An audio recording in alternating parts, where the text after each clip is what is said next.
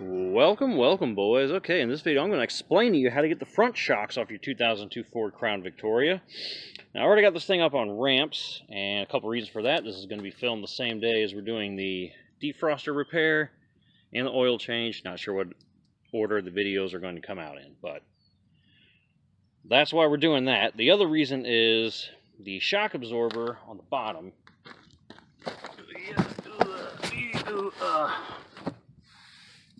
It's mounted to this lower control arm here, and if you jack it up, you may not have enough room to get in here and jack up the control arm with a jack, but since it's on the ground, the wheels are, the shock's going to drop right out. So we got two bolts on the underside. That's should go without explaining. You get your correct socket size and out she comes.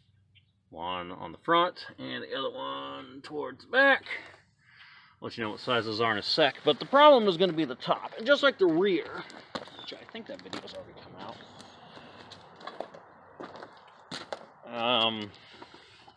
you have to try to secure the top to keep the shaft from spinning, and then use your 9/16 to bust that nut loose. Now I have failed miserably at trying to do that. I can't hold anything in place, it just can't be done. So the fastest and easiest way to do this is to go to Harbor Freight and buy your beastliest Chicago Electric Power Tools variable speed rotary tool kit, 30 accessories included. And you're also going to want to purchase some extra cutting wheels because those little ones are going to break. I bought some diamond ones, and I bought 2 packs of these 1 1/2 inch rotary cutoff wheels. And after you go to town with those, so I had the rotary tool in here like this,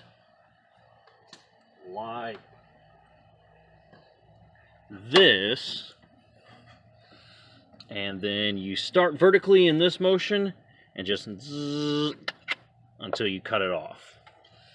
So it's cut off. The nut and bolt and everything, the shaft is now dropped down, so this can come off. This piece of steel and this bushing are off. And so now, I'll just have to go underneath, undo those bolts, and then the shock will drop right out through the lower control arm, and we can put the new shocks in. Sorry, the lens got a little smudgy. I'll clean you off in a bit. But here's it out. It's fruit of our labor. So slice it, the top clean off, and these 2 bolts take a 1/2 inch, not 12 millimeter, not 13 millimeter, 1/2 inch. So use a 1/2 inch, and boy, are they fucking stuck in there too. They're long as fuck too. Well, never mind. I got to clean your lens off first. So get those out. Add a little oiler over there. So you want to lube the fuck out of them threads, and we're gonna anti-seize before they go back in after I clean the threads off, but you'll be able to actually see here in a minute. Okay, hopefully everybody can see better now. We got the new one in. Just pushes right back through from the underneath, and I'm sure there's a torque spec, but I just torqued too tight because I'm too lazy to go in and check out the manual. And then this is how we put her back on. Remember, a 16 millimeter will work, but the only 16 millimeter ratcheting wrench I have is that one that's too thick to get the vice grips on, because you barely have this rod protruding when you first get your little lock washer on. So put the 5/8 on where you'll have room to maneuver it, and then you'll clamp the very top, hold this with your left hand while you tighten with your right, and then you go until your bushing is compressed. I always go until it's the same diameter as the metal deal. And at that point, I consider that to be fully compressed. And now we shouldn't have any clunking when we hit any bumps. Alright, so there we go. That's how you do the front shock absorbers. The other side is exactly the same, so we're not going to bother going into any details with that. But you want to do this the fastest way. I mean, if somehow yours isn't seized in there, you can just bust it clean out and do that. But if you can't, Dremel and call it a day, and you will thank me later, because that is the fastest and most efficient way of doing it.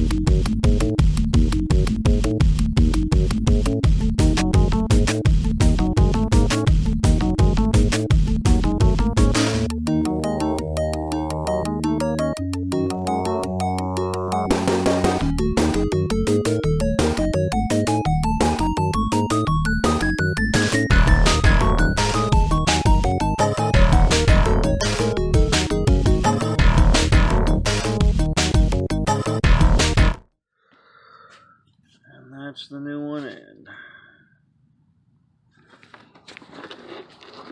again, I compress the bushing until it's more or less flush with this ring. Now it has a new dust shield on it. By new, I mean I reused the old dust shield.